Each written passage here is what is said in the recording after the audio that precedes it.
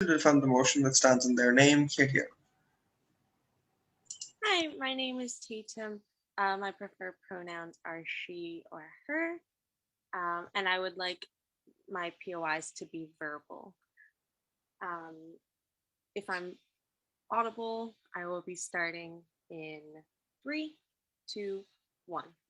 Good morning, fellow adjudicator and debaters. Today, our motion is this House opposes the prominence of the girl boss concept, and we believe this should stand. So, our whole goal today is right. We want women to feel empowered because they are who they are, not because people are telling them who they are, right? And we think that both sides of the House need to prove whose innovation of feminism is more healthy for women, right? In order for the opposition to win this debate, they need to prove to us that the girl boss concept will make women feel more empowered and successful, right? We do not want the opposition to come out today and tell us that the only way women can feel successful and more empowered is by being under this girl boss concept, right? We believe that these women will be victims of internalized misogyny, right? And so we are still very interested in having successful women become powerful in the business world, right? However, we do not agree that it should be uh, a norm to be calling women girl boss because it does not show her powers, right? We understand that the motives of girl boss, like we understand what the motives are, right? Trying to prove that the woman can be masculine too and can be powerful in this like very male centered world, right? But we don't want it to be the only concept that an executive woman can be. So yes, if you're still interested in having the emphasis on like the executive level stuff, right? It like boss and kind of female CEO, you can still have that, but you can just call them CEO, right? You don't have to relentlessly draw attention to a person's gender, right? You're calling an unnecessary attention to it, and it's normalizing to a point where like you don't know what to say, right? Because you don't call a boy boss, you don't call a man, right? Boy boss, right? Because I'll get into that, but you don't want to normalize things to the point where women are again singled out, right? They have to have their specific names, right?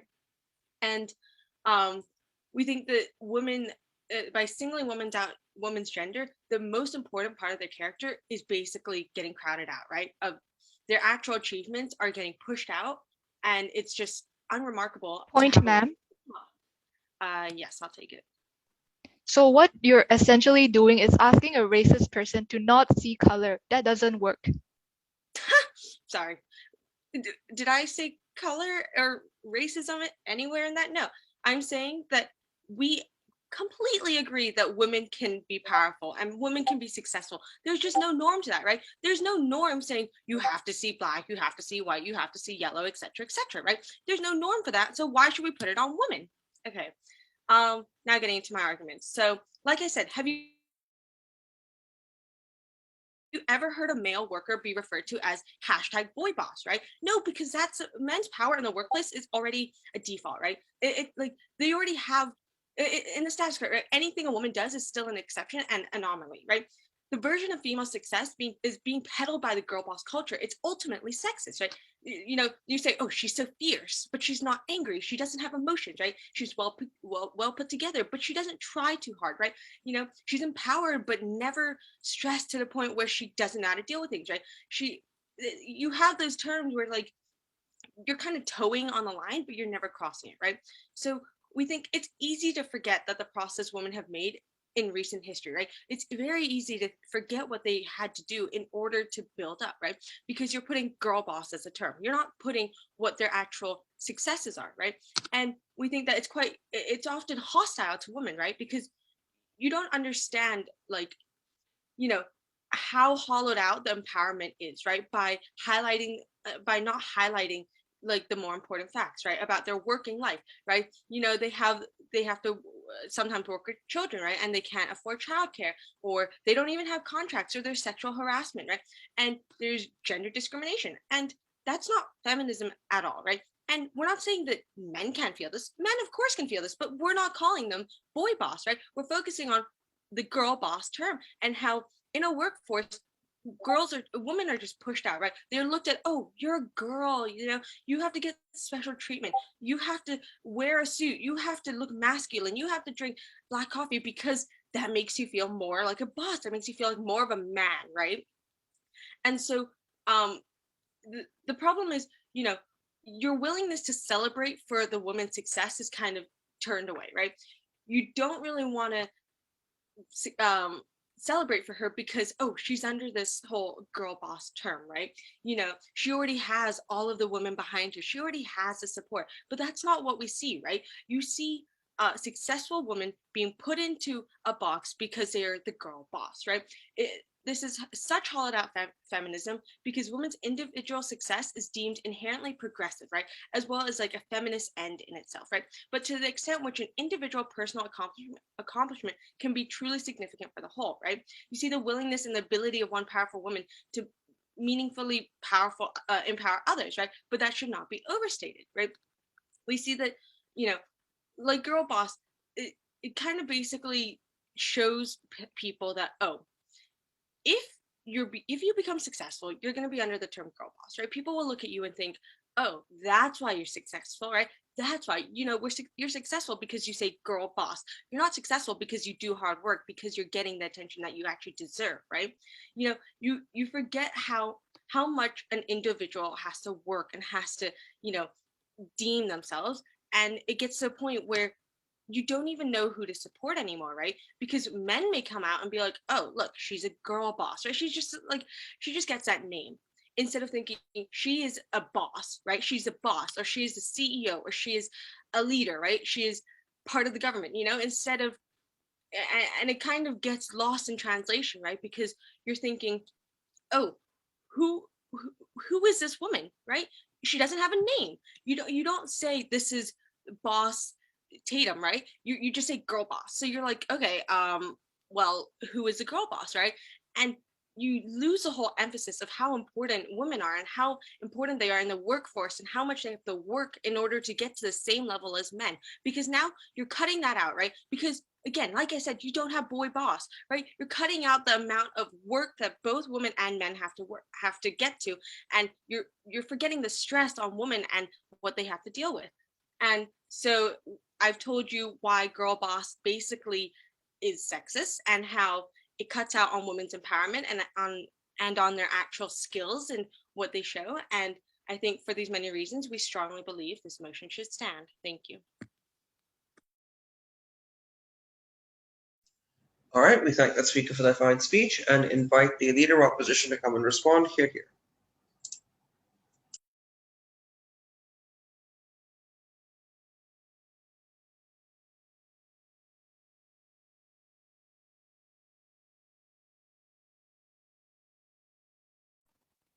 Mrs. Speaker, side government is asking a racist person not to see race. What does that mean, Mr. Speaker? It means that if you're white, you have your white cultures. If you're black, you have a certain black cultures which has been passed down or has been part of your tradition since like perhaps a few hundred years ago. And why is that so important? Because we recognize, Mr. Speaker, quite frankly, if you look at the modernized world, the Western society, there is still that form of underlying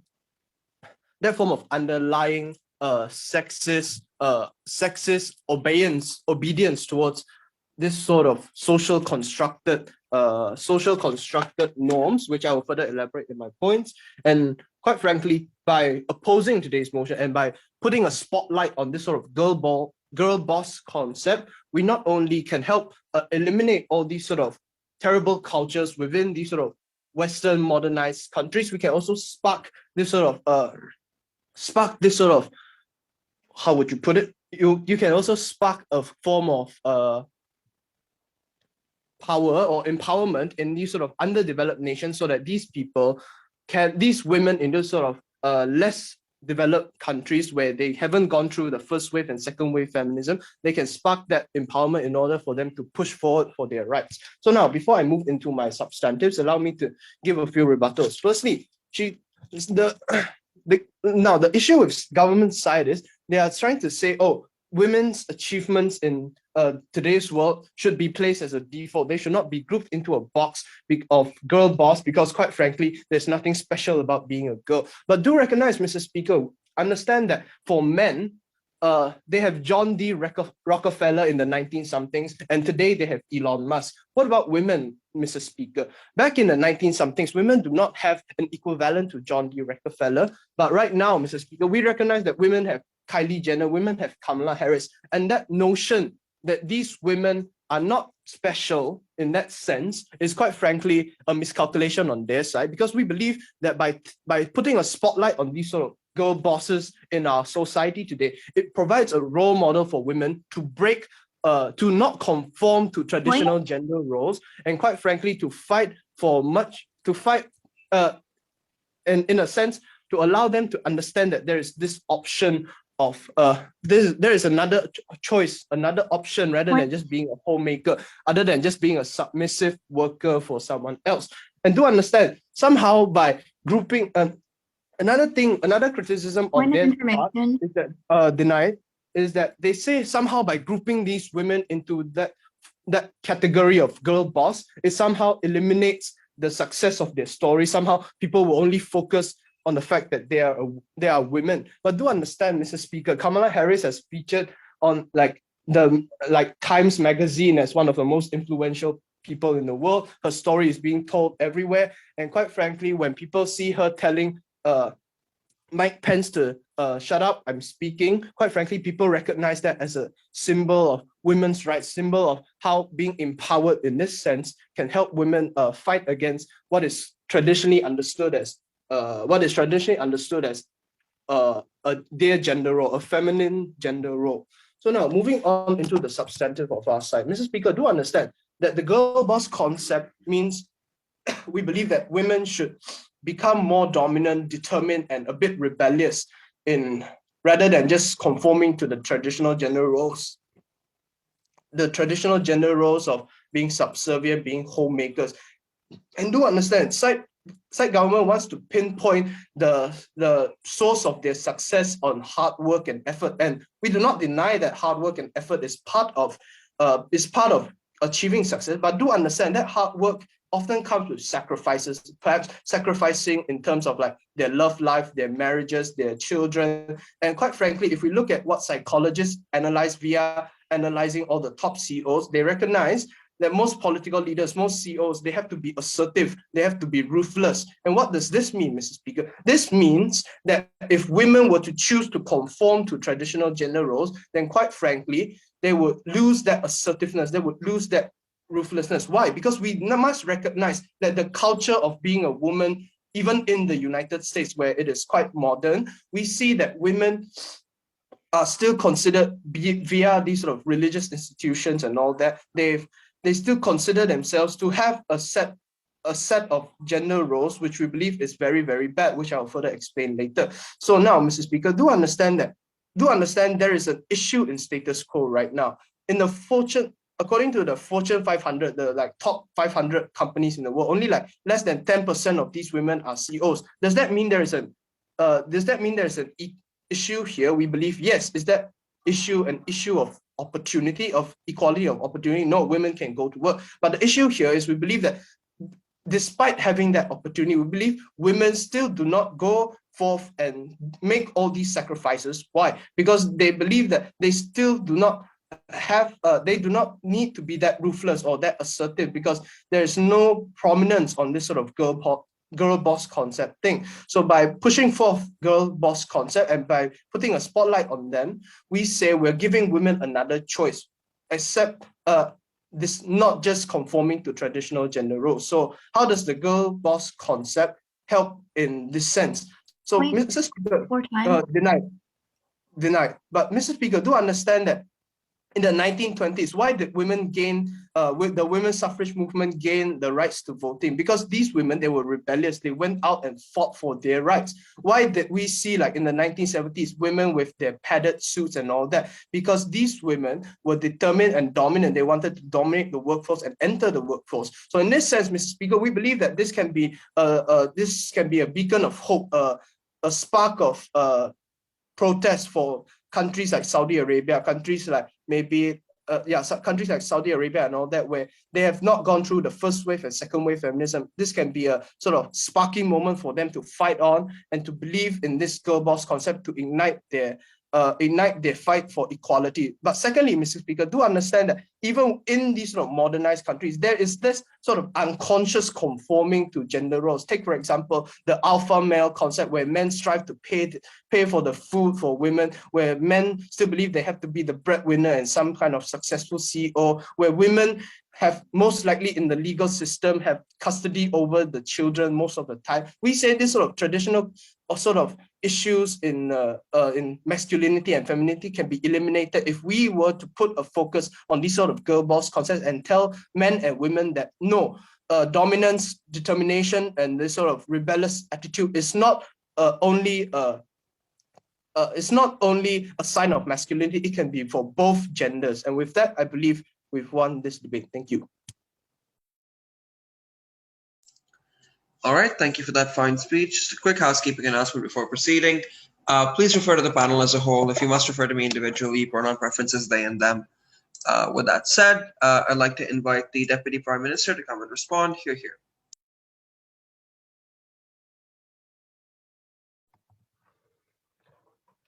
Okay, starting my speech in 3, 2, 1.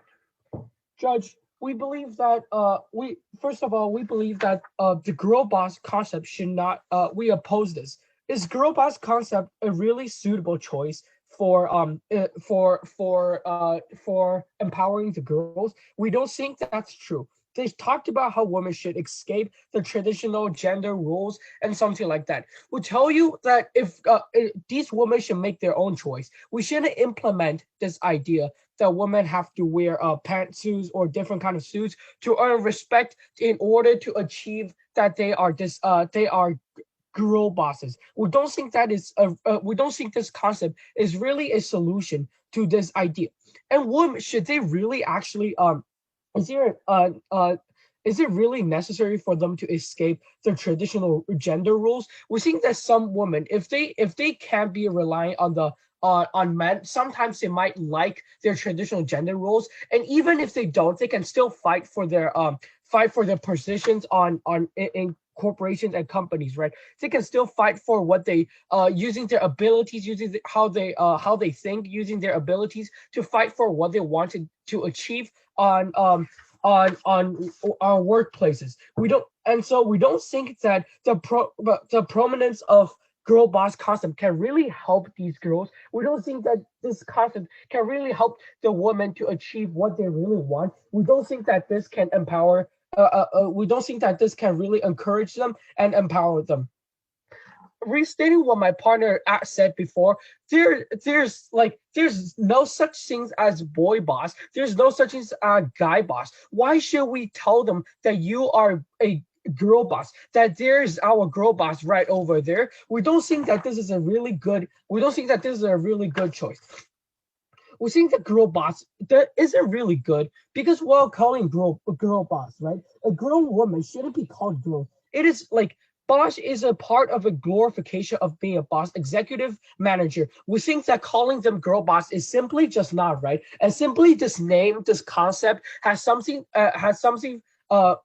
have some mistakes in here. We don't think that calling them we don't think that calling them can make them feel anything better, because when I call you specifically a girl boss, meaning that I differentiate you towards I'm contrasting towards the men. When I call a man that he is a boss, and when I call a woman that you're a girl boss, we think that saying this other name is just differentiated the two, even though they are both bosses, right? But slowly the inequality concept just slowly increases between the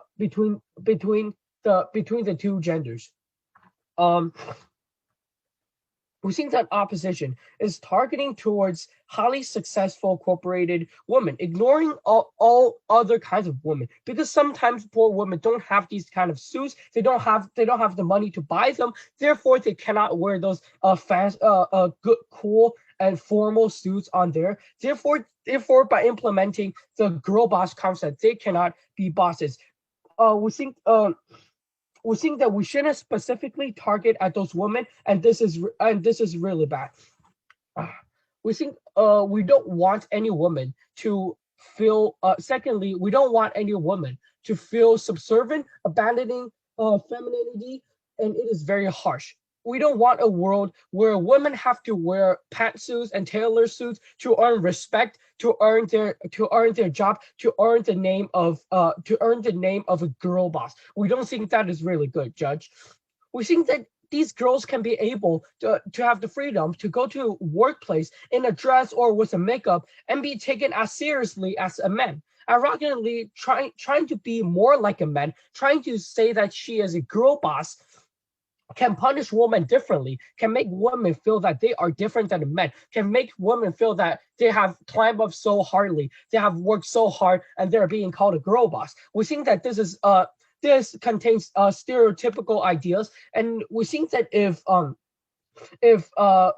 wait we think that if people wanted to speak up about working conditions for mothers or about gendered expectations at the office, Sir? at the workplace, no, or about male colleagues that harassing you and stuff, we think that these are not things that men raise as much. We think that at the conclusion, we think that we shouldn't let them to we think that the society is implementing the idea that women have to wear pantsuits and other suits to in order to be a boss. We think that that is the world that the opposition is having here. Well, say that if an employer say that for example an employer is trying to test a woman's ability and he is undervaluing a woman's work.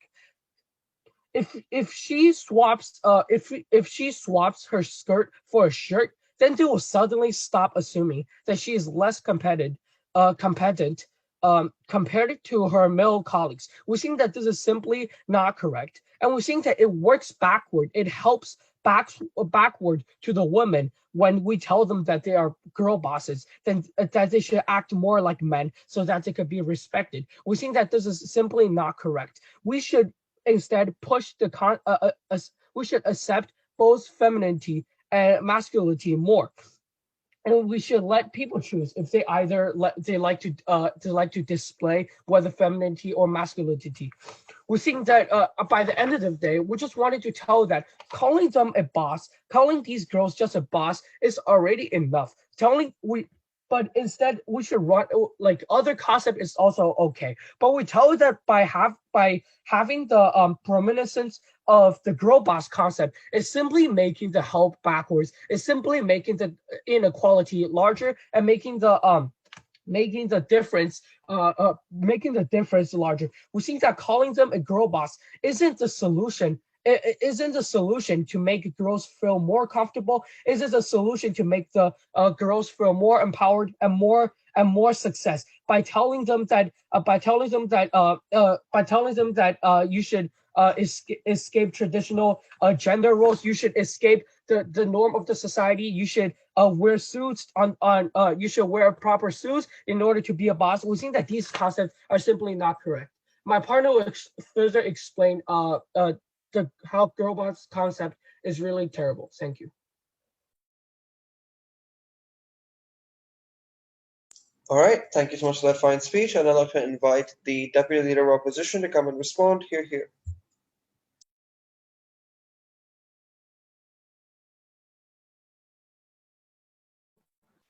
Okay, can everyone hear me?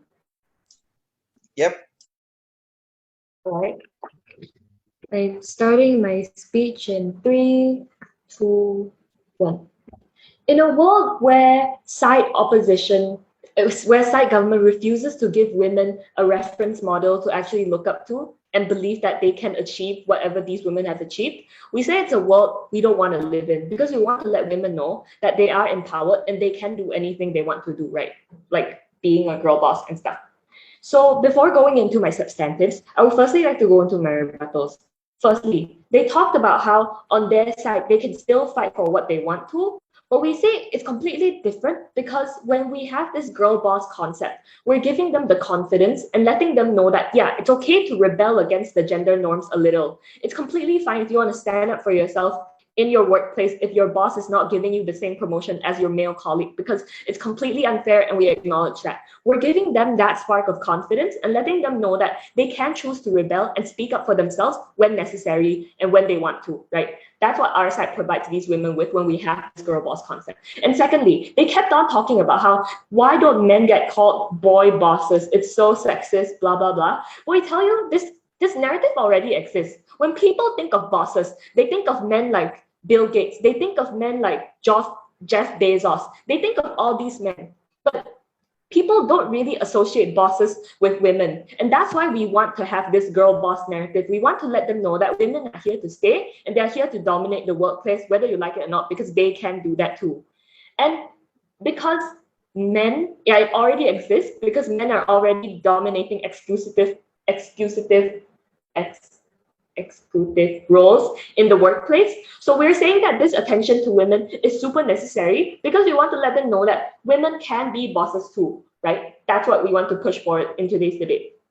And thirdly, they kept on wenting on and on about how, if girl bosses, they don't wear suits, they don't wear makeup, then they're not girl bosses anymore. If they wear dresses, stuff like that. But that's completely different, because you have to recognize that the girl boss concept is just a form of empowerment for young women who are aspiring to, actually become an editor of a famous magazine place or something. Like, we're letting them know that we're inspiring them to embody success in a way that women have not done this before. We're letting them know that they can do what they want, they can dominate the workplace and actually stand their grounds when they want to do that, right?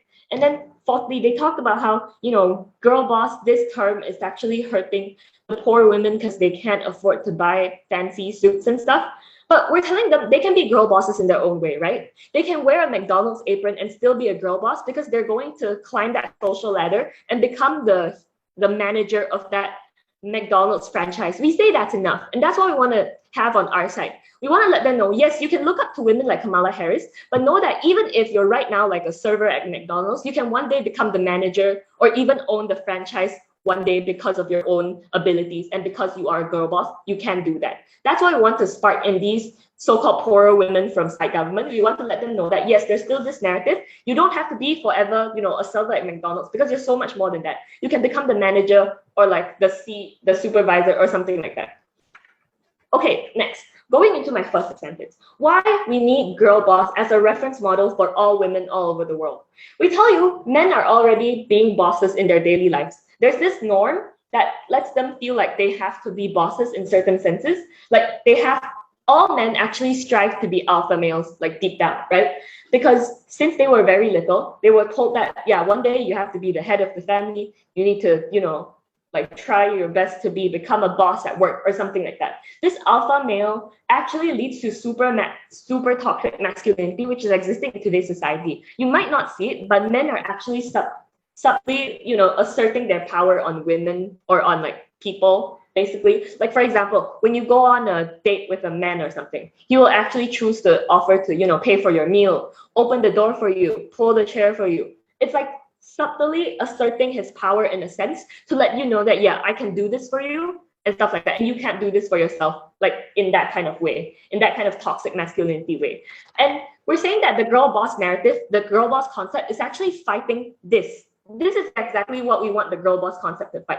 Because in our society today, there's nothing else that can actually fight toxic masculinity and alpha males besides this girl boss narrative. And people are afraid of this girl boss concept, which is what we want. We want them to be afraid of this and know that women can one day be even more powerful than you are. Like when Kamala Harris was elected as the vice president, it let little girls all around America, especially brown and black girls, feel like they have the chance to actually become a vice president too. Like Amanda Gorman, I don't know if I'm pronouncing her name correct, but she's the poetry thing at Biden's presidency thing. Yeah, her. Like, she said she wants to run for president like in 2040 or something like that. It sparks these like bright ambitions in women to actually want to achieve something more than what society tells them they can do. When Kamala Harris became the first female vice president, we say that's a very positive impact on our society today, and that is the proof of like the girl boss concept actually succeeding. Because with the prominence of this. What side government doesn't really get is why we have to have this prominence, because it's super sexist to women and stuff like that. But we say it's not. We're attracting the correct attention that we want. We're calling for all people to actually pay attention to women because they can say important things too. They can actually play important roles too, because they are important and they are women and they are here to stay. The prominence of this is super important because once we have this reference model, children will actually know that, oh yeah, I can be this too. And that's what we want to spark on our side. Whereas on side government, they've repeatedly told us that, oh, we won't tell them what they are because no one should tell them what they are. But they're not giving them a reference model. You're just telling them you can be what you are. But recognize that the society we live in today are actively working against women to actually become successful and empowering, right? And that's exactly what we want to stop, because we're proving to you that the girl boss narrative actually makes people feel more empowered and successful in a sense, because you can compete with your male co-workers that are trying to fight for the same promotion, right? Because women can do the same thing men can do. And when they talked about how, when you use girl boss, the term, you're undermining women's work. But we say that's not the truth. When you look at the Netflix series #girl boss, you see how it shines light of how these women have to climb even harder on these corporate ladders to actually fight their male counterparts for the same promotion. That is exactly what we want to shine light on. We want to let them know that yes, this exists today, but everyone here is here to support you. You have very good role models you can look up to, like Kamala Harris, Kim Kardashian, Kylie Jenner, all those influential people that are doing big things in their lives right now, even though they might be women of color. And with that, if you really want to side with a world where women are going to feel much, much more empowered, that they can do anything they want to do, please side with side opposition. Thank you.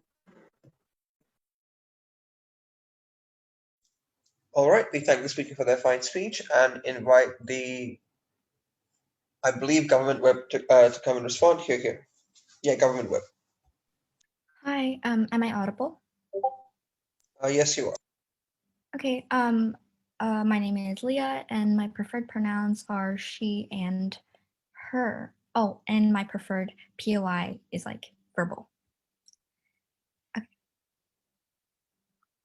We stand for girl bosses. We stand for the stereotypical ditzy 1950s housewife CEOs as well. We allow both stereotypical and non-stereotypical figures of women to be in this modern society and to have the same respect that they all deserve.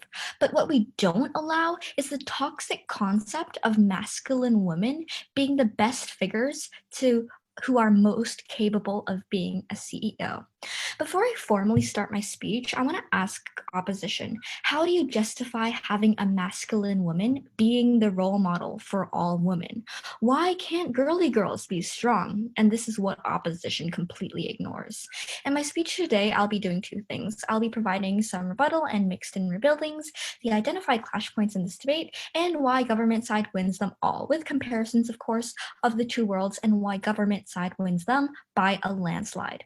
So firstly, my rebuttals and my rebuilding. I have two of these substantives. First, they tell us that they're eliminating terrible cultures within Western countries by sparking empowerment within women. We say that, sure, maybe this is short-term empowerment for like a very minority amount of women, but what you're teaching women with the role model that my opponents say is healthy is actually so toxic. Why is this? Because they're telling women that a role model for women should be a woman who is more masculine, who wears tailored suits, and who drinks dark black coffee. We're not telling women to conform to their gender roles. Women can be ruthless, women can be tough, even when they wear dresses. I think the case that my opponents tell you are quite frankly sexist in itself, because instead of supporting all women, they're telling people that in order to be a strong woman, they have to be more like men. Girl boss concept is all about being a boss like a man in the 1990s or 1960s. And even if it is just plain women empowerment, then why do you have to put the name of being a girl boss on a pedestal instead of just saying boss, right? Boss for both genders. It's like saying debater and girl debater. It makes it seem like the boss is the normal term, which boys are usually the boss, and how girl boss is something so special, and that girl boss is something that's such a miracle, right? Okay, so second rebuttal, they then tell us that we're not allowing women to be strong and we're forcing them to conform to gender roles. We see that this is completely untrue. What you're telling me, opposition, is that I can't wear makeup and also can't be a strong woman at the same time. What is the ethic in that? Women are able to be empowered without needing to conform to your role model over another. We think that it actually puts women down on their side of the house, because if women are one of those girly stereotypical women who don't fit in the stereotype of the girl boss, you're telling them that their work should be undervalued. Like my second speaker has said, if she swaps her skirt, if she swaps her shirt for a skirt, they will suddenly start assuming that she's less competent compared to her male colleagues. This is not a quote unquote spark of confidence. This is an abomination. We aren't conforming to women's standards on your side of the house, but what they don't realize is that they're telling women to conform to a man's. So now that we got that through, let's talk about the clash points. I have two identified clash points in this debate. First, practically who efficiently helped the feminism movement more? We say that government side completely does, because instead of pushing on healthy equality of all stereotypes, if you're looking at a corporate view, we're pushing on all equality, right? We think the best way for equality is to actually treat different groups of people as equal, so it's normalized over time, right? It's like telling it's like in the racist kind of thing, hey, Black people are better than white people, and it's justified to say that because Black people have been persecuted so much in the past. The sins that your ancestors have had and done do not carry on to you, and you think the best way to normalize things are to normalize them immediately. Opposition loses in translation, where they think it's healthy to have a specific stereotype be the one that's considered successful in life. Government tells you the woman on the panel and the man on the panel, or just everyone in the panel, everyone in the debate, all of us are equal. Yes, first speaker in opposition side, we shouldn't conform to women's societal standards, but why must women conform to a man's? Okay, so now my second clash point, is it principally correct to oppose the prominence of a girl boss concept? Before I start this clash point, Judge, let's imagine together the two best worlds of the two sides. Government side believes that in order to have true gender equality, we need for us to stop mentioning women and glorifying women and putting in that message. We acknowledge that some women find pride in wearing tailored suits and drinking fully black coffee and masculinity, propping their legs up on desks, but we think that the emphasis on the whole thing is wrong because it's targeted against highly successful corporate women rather than women in more precarious positions like housewives, girly girls, and women on maternity leave, which is equally as important. As the motion says, this is prominent and likely stands out more than another. More important feminist messages and likely alienates the vast majority of women who don't see themselves in this type of imagery. I don't want a world where women have to wear pantsuits and tailored suits to earn respect. You should be able to work in a dress or with makeup and be taken just as seriously as a man. Ironically, trying to be more like men can punish women because it illustrates what a dead end women have, and they have to change their traits in order to be treated well. Opposition side has said that some women need strong role models. They can be stronger, they can rebel easier against these toxic societal standards, which we agree is toxic. I do agree that some women are able to be empowered on their side of the house, but this is really the only benefit that they are able to achieve on their side of the house. The only benefit that they get is also able to be achieved on our side of the house too. We agree with the girls who resonate with girl boss, but we also stand for the women who don't as well. So, dear panel, because opposition loses at the moment, they frame their case around something that can be much more easily, much more principally, much more ethically achieved on our side of the house. Please vote for government side, the team that allows everyone to become more happy instead of putting one stereotype over another. Thank you. All right, we thank the speaker for their fine speech and invite the opposition whip to come and close the substantive portion of the debate. Hear, hear.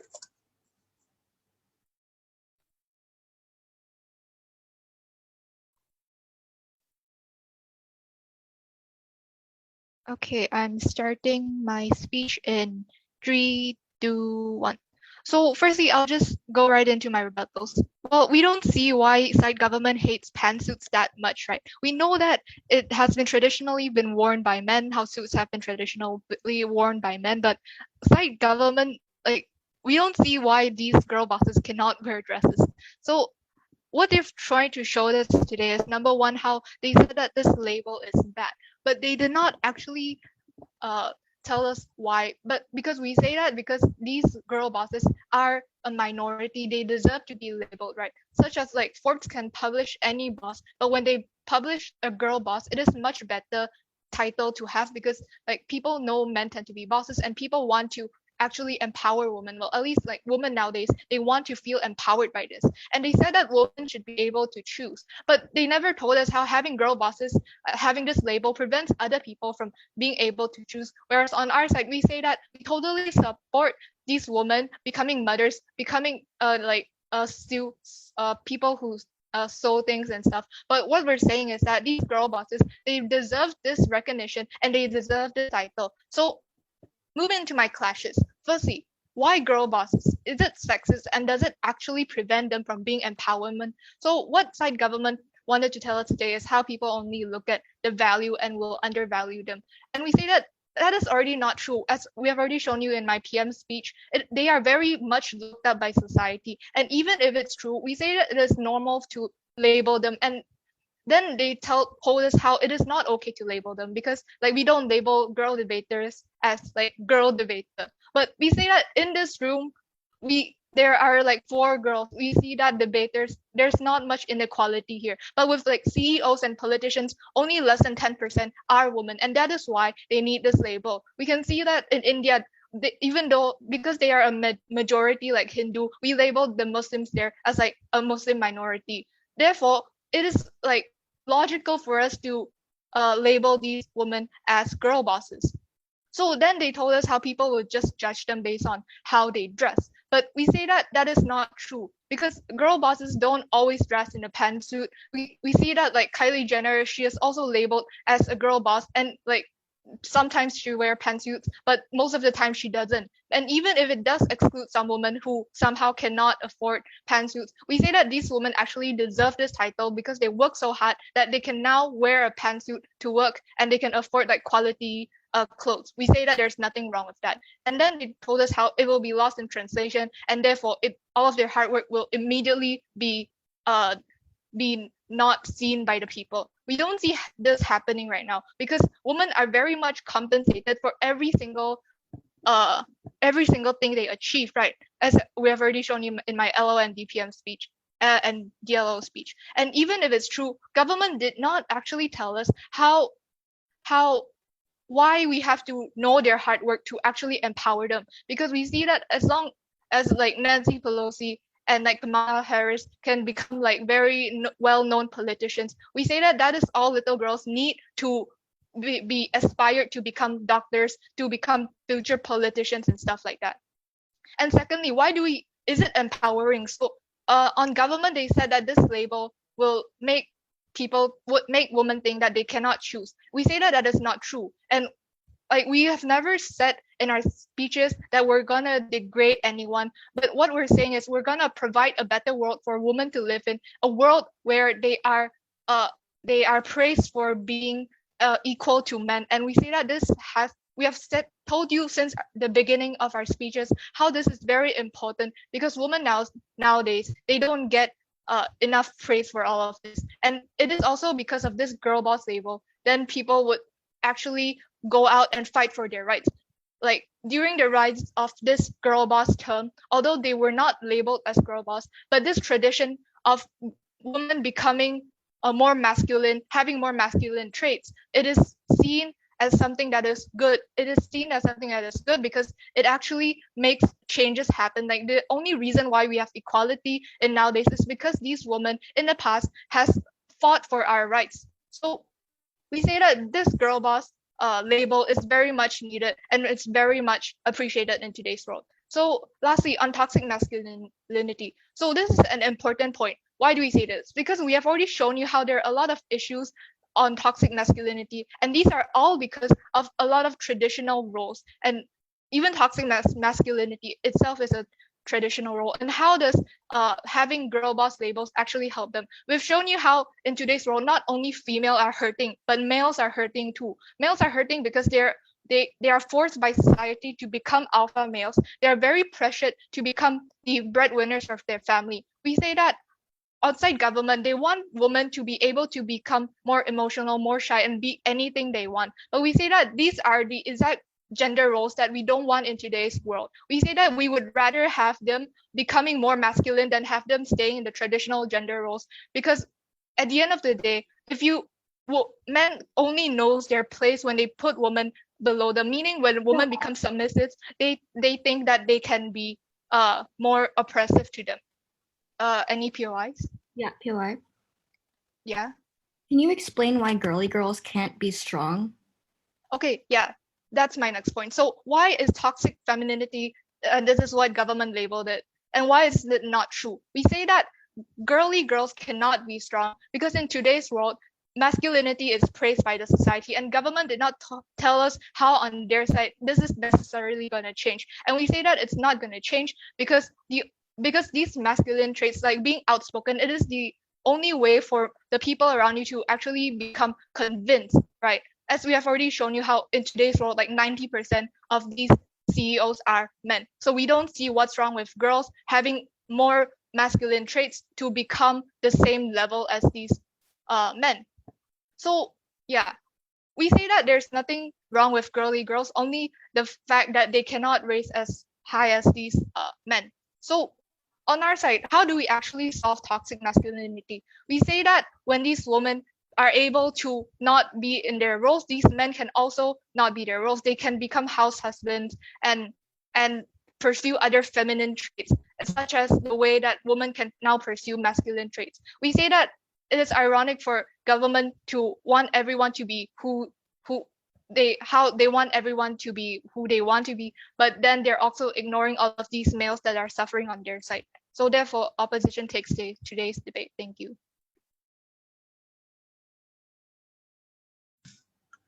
All right, we thank the speaker for their fine speech and invite the opposition reply to come and close their bench's debate. Hear, hear.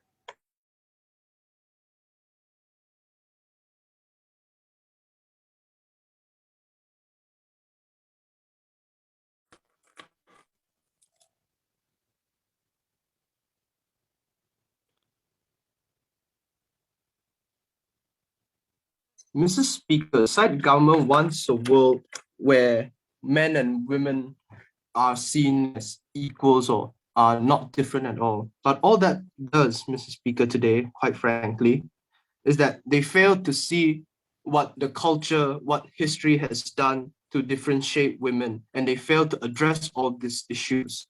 So now let us look at what both sides have said and why side opposition ultimately takes the cake for today's debate. Now, firstly, the establishment of a status quo, Mr. Speaker.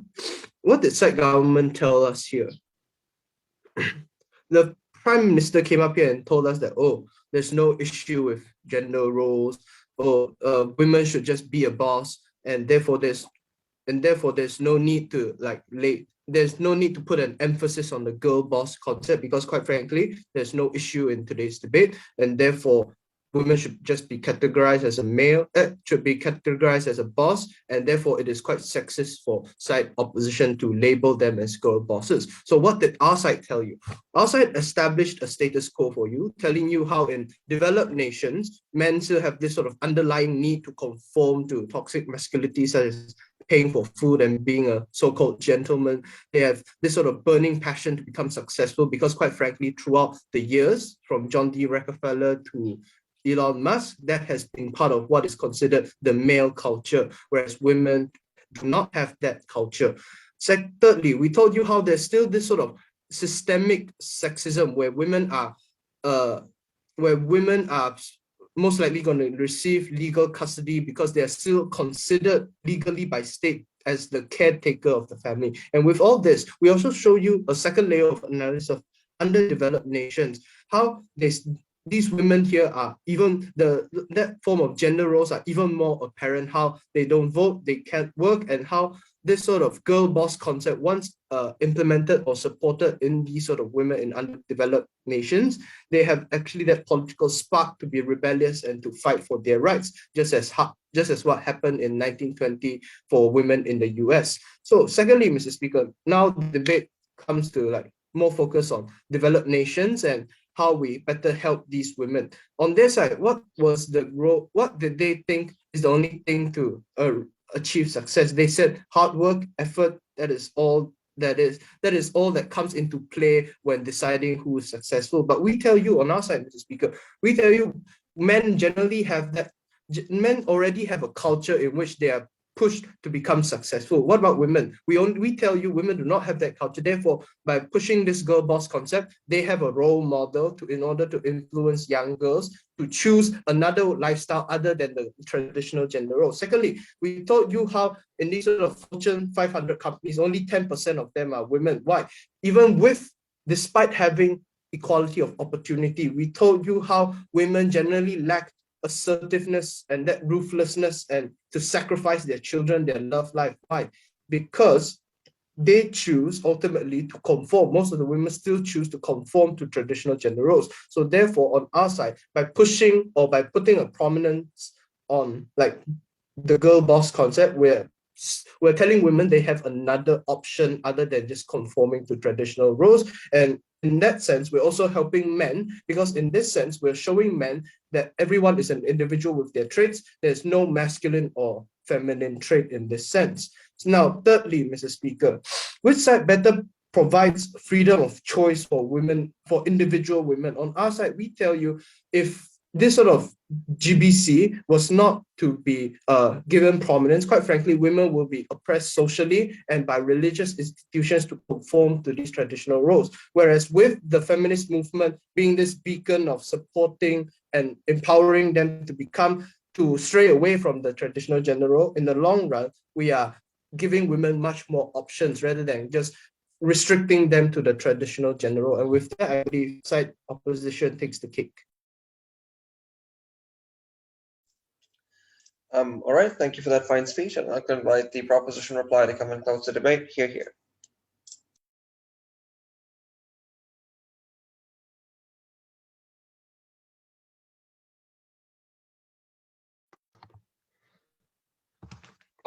Starting my speech in 3, 2, 1.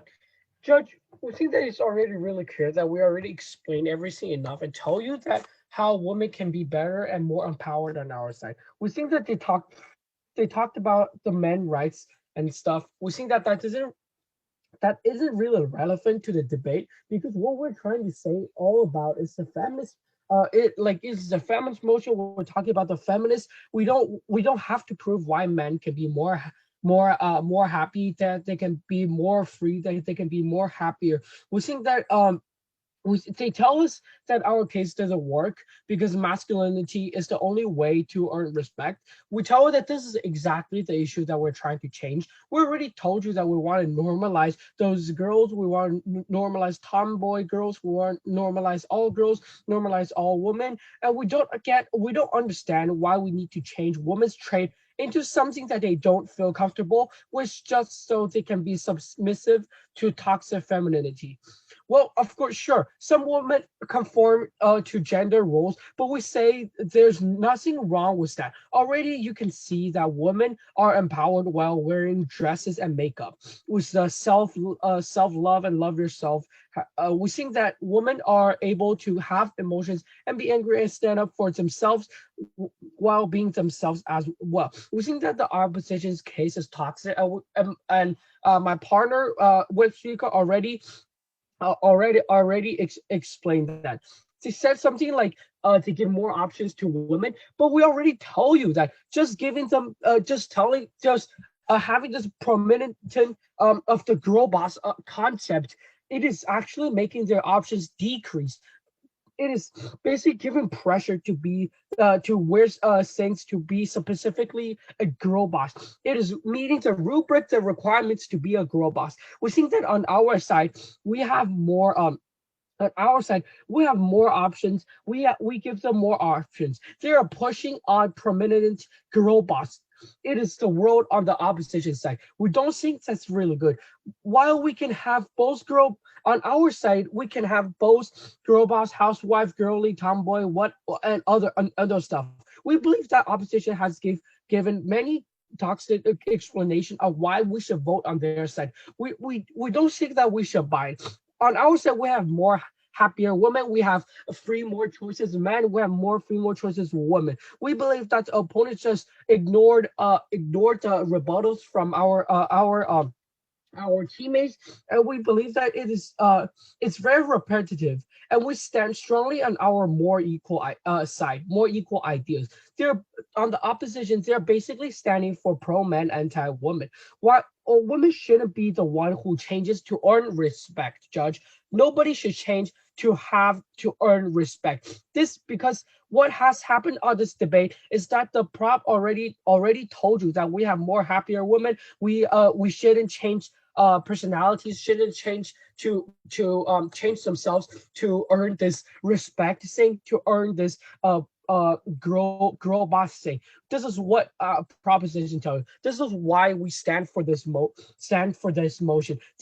These women can express themselves the way that they want, Judge, without feeling like they have to be masculine to be a boss. Judge, we think that this is a very important thing here. Opposition tells you that girls have to be masculine. Girls have to be masculine. Girl has to do certain things to earn this respect from men and from people. We think that once the opposition's road will stand, the opposition's policies stand. Think of it, Judge. It is truly awful, and it is truly weird. We don't think that that is a really a good choice. Therefore, we think that we are very proud to propose, and we believe that we specifically oppose the prominence of the girl boss concept for a better world. Thank you, Judge. All right, we thank the speaker for their fine speech and indeed both teams for a very interesting debate. I'd now request that the teams please leave the room, and the